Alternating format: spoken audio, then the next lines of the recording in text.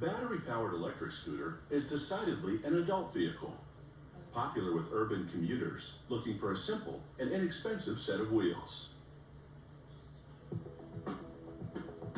This isn't your kid's scooter.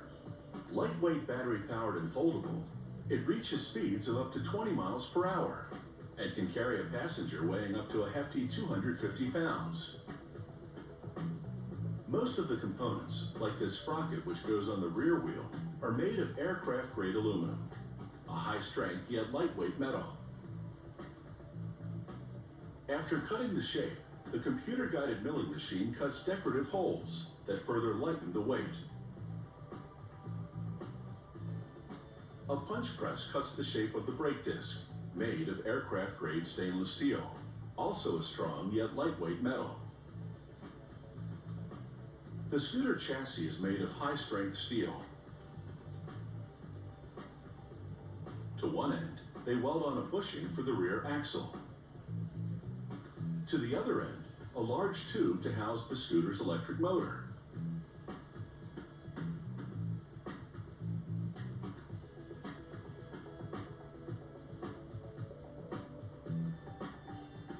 To that support tube, they weld the front part of the chassis, to which they'll later connect the handlebar.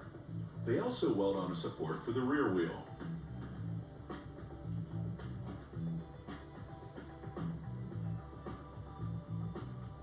They paint the chassis with what's known in the industry as powder coat, dry paint particles applied with an electrostatic charge, an application technique which ensures full, even coverage.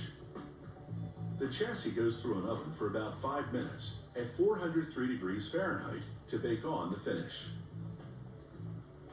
The brake disc, meanwhile, has gone through a heat treatment process for strengthening and has acquired aluminum spacers to properly position the first magnesium wheel rim, which goes on next, followed by the rubber tire, then the second wheel rim.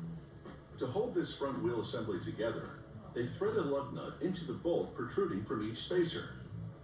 These lug nuts are self-locking, meaning their threads are shaped in such a way that they won't loosen during normal use. This is an important safety feature. Next, workers insert the battery-powered electric motor into the support tube on the chassis. After securing the motor in place with screws, they installed the drive chain adjuster. The drive chain links the motor to the rear wheel. This adjuster maintains the appropriate chain tension under all conditions. Now they mount the rear axle and rear wheel with its large sprocket. They install a small sprocket on the drive shaft which protrudes from the motor. Then they take the drive chain, made of high-strength steel, and hook it around the two sprockets. They mount the rear fender and chain guard, both made of high-strength plastic. Then tighten the axle to hold everything together securely. Now for the scooter's handlebar. An automated welding machine fuses 2 aluminum tubes into a T.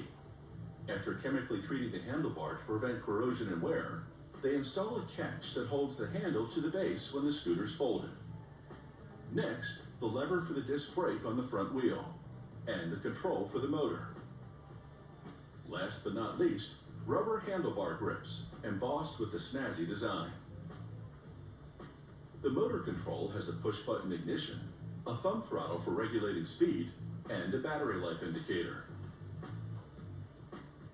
With the motor control and brake lines taped in their proper position, workers mount the handlebar on the chassis with a hinge pin, enabling it to fold down onto the base. They mount the front wheel with its disc brake. When you activate the handlebar brake lever, this caliper and pad grab the disc, which stops the rotating wheel. An aluminum pan in the base holds the battery charger, and all the electronics. They cover it with a birchwood platform on which the rider stands. The wood has a weatherproof coating and features the company logo in non-skid material to prevent the rider's feet from slipping. The mechanics